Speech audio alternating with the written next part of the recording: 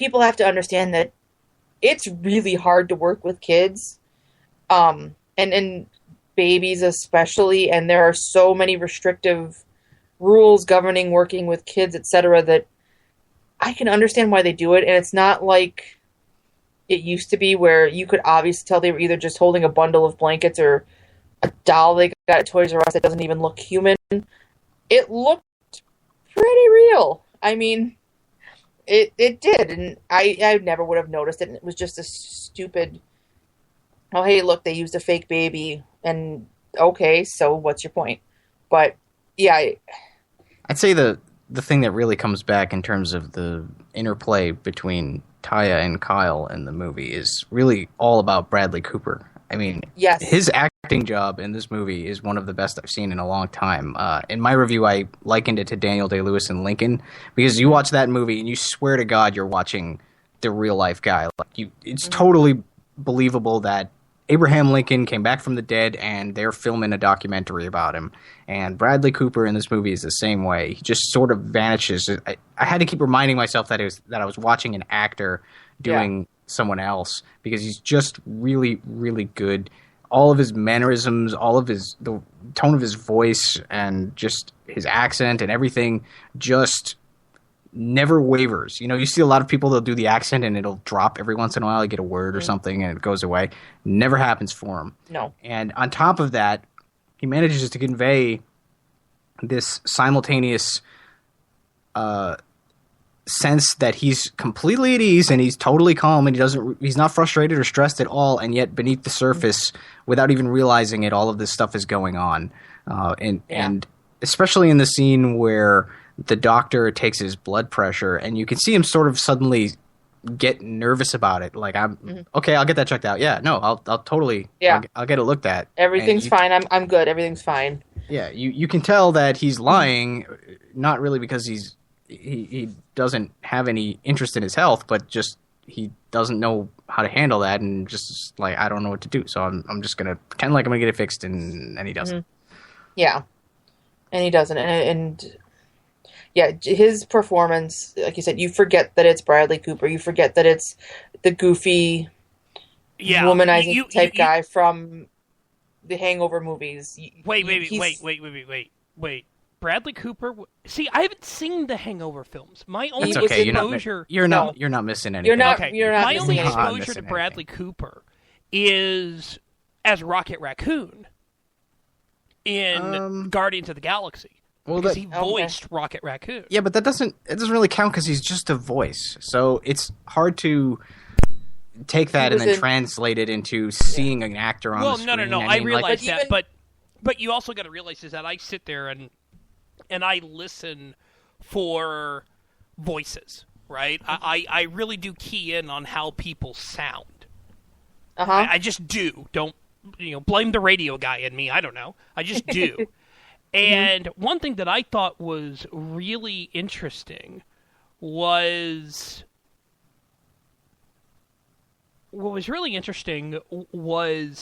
I heard the interview that Chris Kyle did with Matt Lewis the night before I went and saw American Sniper. And if you haven't heard that interview that Chris Kyle did with Matt Lewis, go to ftrradio.com. And I am going to confirm this right now, but I do believe that it is that it's still on their main. Yeah, it is still on their main site. You should be able to find it. Matt Lewis's interview with Chris Kyle, and even though and Chris Kyle's got a pretty low voice. And Bradley Cooper doesn't get as low as Kyle does, but it's by like half of a. I mean, that's what. I mean, that doesn't matter. That's something that only if somebody were looking to nitpick would notice. And the only reason why I noticed was because I listened to the interview the day before.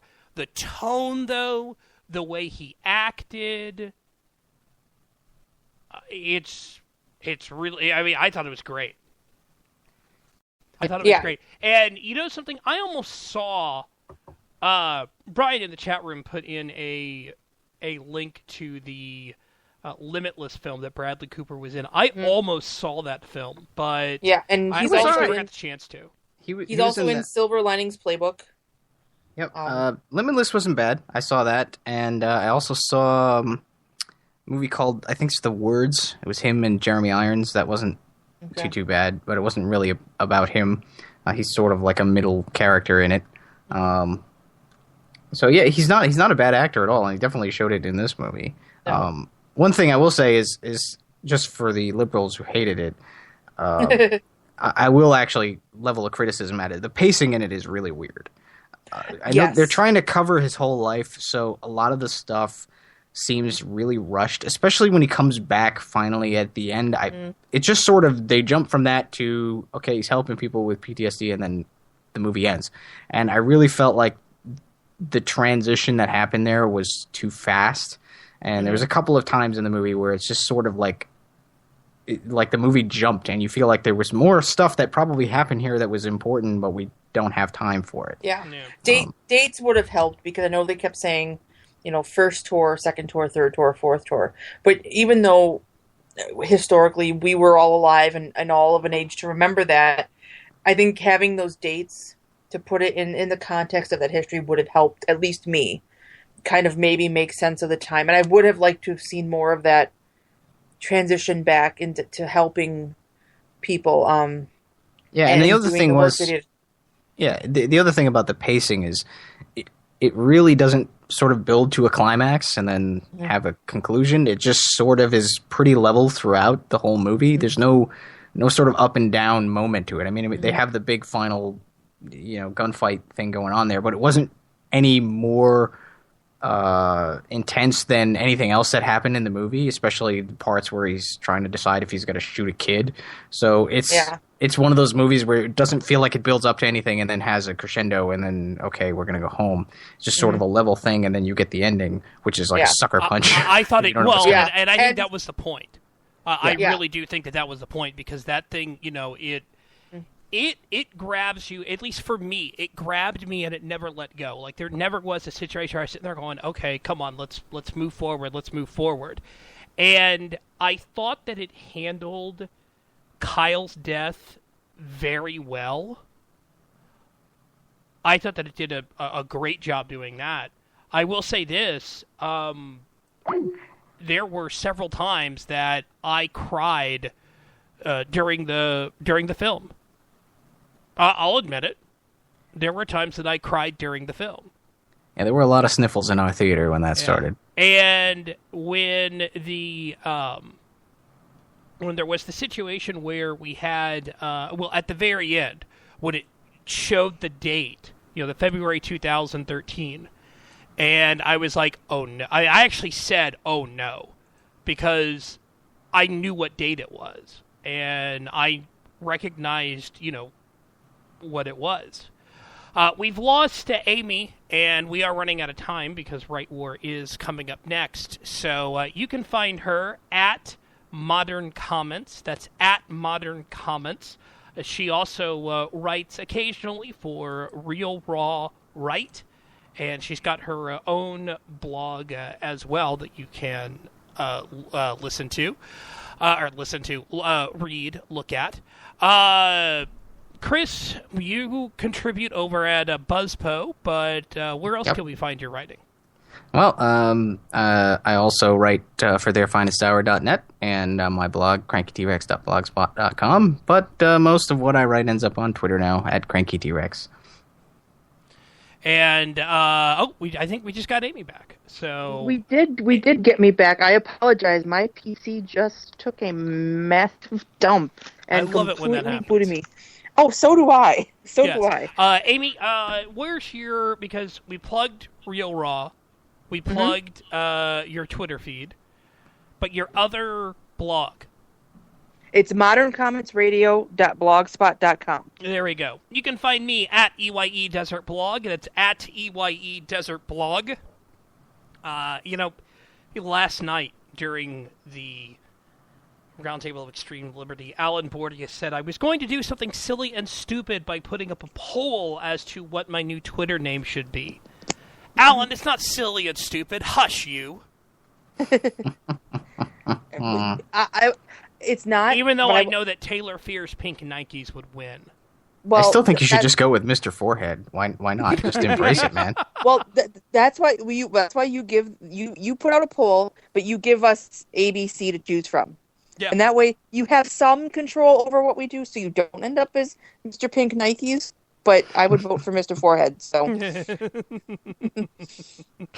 Right Wars coming up next. Go to the FTR Radio chat room for that, but you can still listen here on Spreaker. We're going to be discussing. Well, I don't know. Liz is sick, so we'll see what happens. We'll see what happens. Does she have the plague I had? Yes. It's the VLR plague. That's what we're calling it. It goes around because of all of that. Transmitted by Skype. It's because of all of that VLR incest they were talking about last night on the roundtable. Exactly. Yeah, exactly. Get on that. Get on that. You person who I'm not naming. We'll catch y'all next week, folks. Have a good night, everybody. Thanks for listening. Thanks for having me.